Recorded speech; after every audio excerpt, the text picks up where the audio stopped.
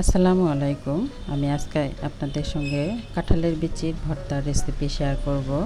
আপনারা অনেকেই আছেন কাঁঠালের বিচির ভর্তা ঝামেলা মনে করে তৈরি করে খান না।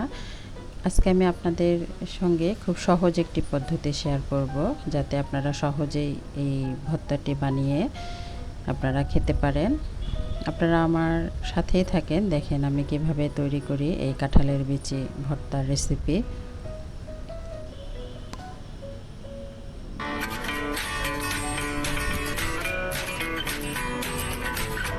আমি কাঁঠালের বিচিগুলো প্রথমে খোসা ছাড়িয়ে নিয়েছি, নিয়ে আমি এগুলোকে সিদ্ধ করার জন্য একটি প্রেসার কুকার ব্যবহার করেছি। আপনারা ইচ্ছে করলে একটি হাঁড়িতেও সিদ্ধ করতে পারেন।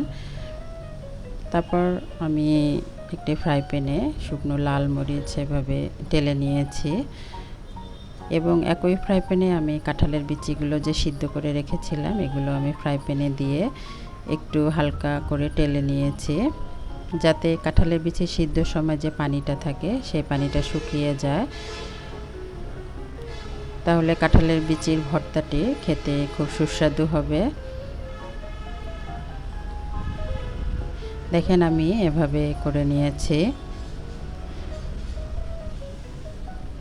তারপর আমি একটি বাটনে এভাবে মরিচ আর লবণ দিয়ে মরিচগুলোকে এভাবে বেটে নিয়েছি। আমার কাছে যেহেতু বাটন আছে সেহেতু আমি এই বাটনের মধ্যেই ভর্তাটি বানিয়েছি। আপনারা ইচ্ছে করলে হাত দিয়েও এই ভর্তাটি বানাতে পারবেন।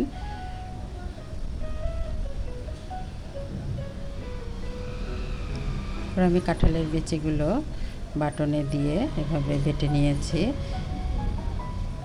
এবং এটি খুব সুন্দর সিদ্ধ হয়েছে। আপনারা ইচ্ছে করলে এভাবে হাত দিয়েও ভর্তাটি বানাতে পারবেন। দেখেন অনেক সুন্দরভাবে সিদ্ধ হয়ে গিয়েছে।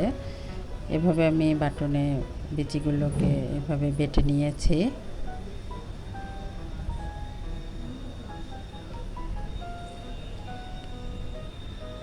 আমি এখানে কাঁচা পেঁয়াজ অ্যাড করেছি। আপনারা ইচ্ছে করলে এখানে হালকা করে পেঁয়াজ টেলে নিয়েও তেলের মধ্যে একটু ভেজে নিয়েও এই পেঁয়াজটি এখানে ব্যবহার করতে পারেন।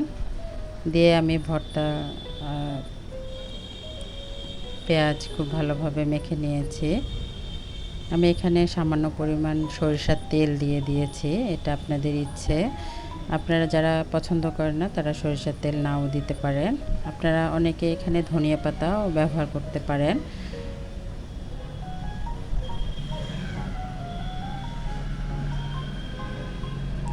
খুব সহজেই তৈরি হয়ে গেল আমার কাঁঠালের বিচির ভর্তা।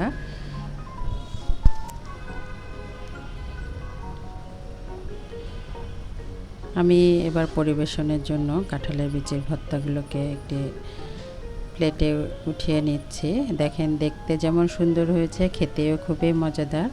আপনারা বাসায় একবার হলেও আমার এই রেসিপিটি ট্রাই করবেন, দেখবেন খেতে খুবই সুস্বাদু। আর আমার রান্নাগুলো আপনাদের কাছে কেমন লাগে আপনারা আমাদেরকে জানাবেন। আমাদের ইউটিউব চ্যানেলটিকে আপনারা সাবস্ক্রাইব করবেন, আমাদের ফেসবুক পেজটিকে আপনারা ফলো করবেন।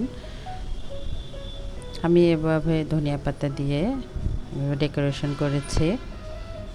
আপনারা ভালো থাকেন। আজকে এই পর্যন্তই। আল্লাহ হাফেজ।